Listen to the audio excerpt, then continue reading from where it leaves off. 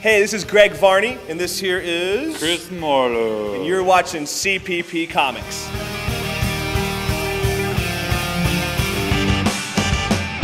Thanks so much for checking out the 5th edition of CPP Comics.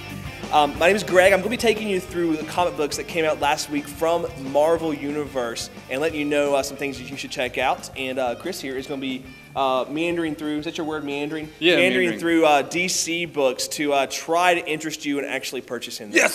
So good luck with that, and I'm going to go first. I don't need it. This is a one-off book that if you have any interest for some reason in the many tumultuous relationships of Peter Parker, the Amazing Spider-Man, then you want to grab this book. It's called The Many Loves of the Amazing Spider-Man.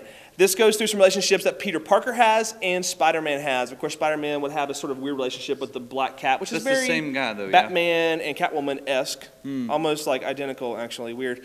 So they have this relationship, and Spider-Man, Peter Parker in the past, has in the past, I know, right? Has had a relationship with Gwen Stacy. So there's a little flashback moment with her. There's this kind of like nerd relationship girl that he has with Thelma over here from Scooby-Doo, and of course the popular one, Mary Jane Watson. Some 3 stories in here. It's a decent read if you like that kind of thing. Maybe I have a feeling Marvel's trying to hit the female fans. So ladies, grab this. Dudes, if you care at all, you can flip through it and not purchase it. Yeah. That sounds good to me. I'm in. Well, let's see. I have the Green Lantern, Brightest Day, number 53. You don't seem excited about it, though. I am very excited about this particular one. It's fantastic. Is it really, though? It's building up, Greg. Yeah, okay, there we go. It's kind of like a prologue, a prelogue, log, Lincoln log. Anyhow, you got all the characters that were in the Blackest Night, except for the ones that got killed. Yeah. But anyway, so it shows you all of the leaders of all of the different rings and what they're doing now.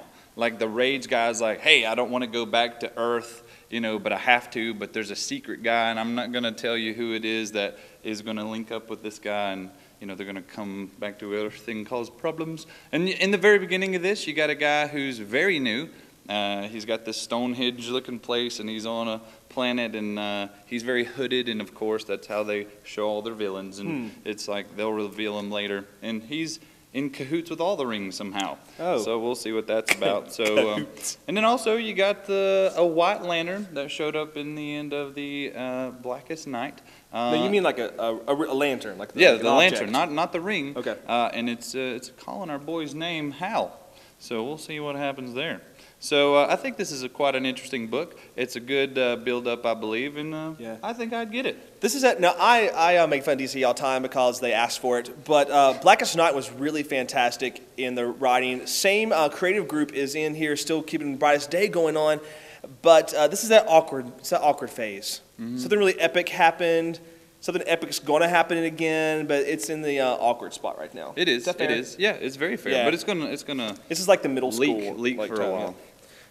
Leaking's gross. All right, I grabbed a Marvel Ultimates book, which I don't really delve into myself. Now, Ultimates is. Is this a one-off too? No, this is number 2. I thought every Marvel book was a one-off. Yeah.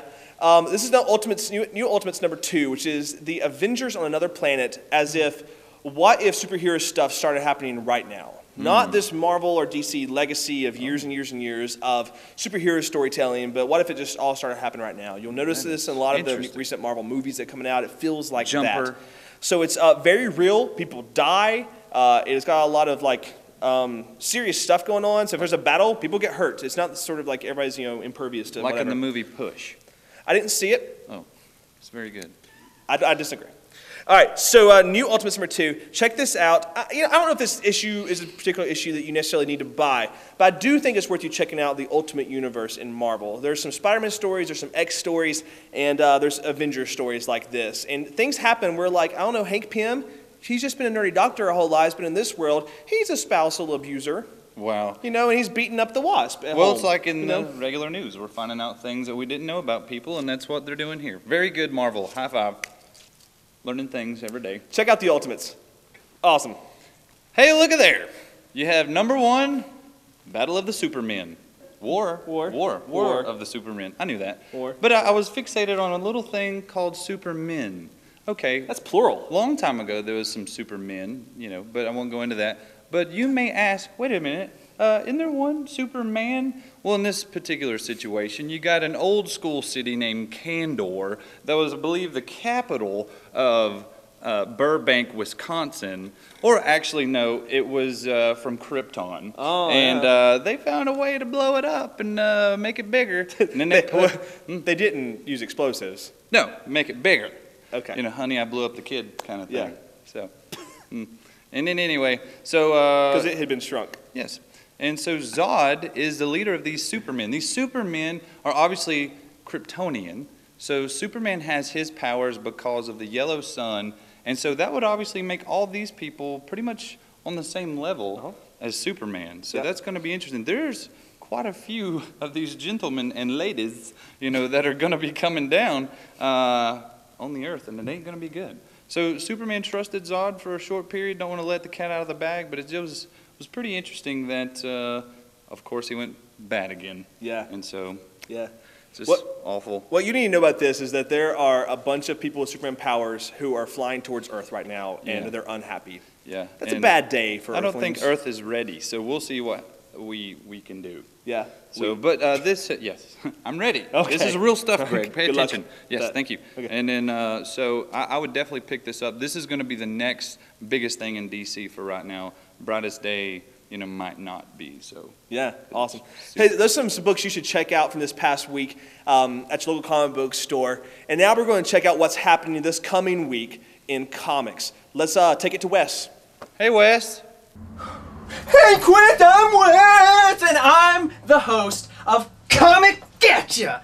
Now, what I do is I tell you guys what comics are going to be hitting the shelves. And I'm standing here in the comic section. I like to call it the C section. And like I said, I'm going to be telling you what comics are going to be entering the C section next week. First up, we have the 10th in the series, Ultimate. Now, the Ultimate comics are coming from Marvel, and they're really cool, actually. This one's going to have Spider-Man and Kitty Pryde. There's guns pointed at him, and I don't know, Spider-Man looks kind of worried. It looks really interesting. You should definitely pick up this series.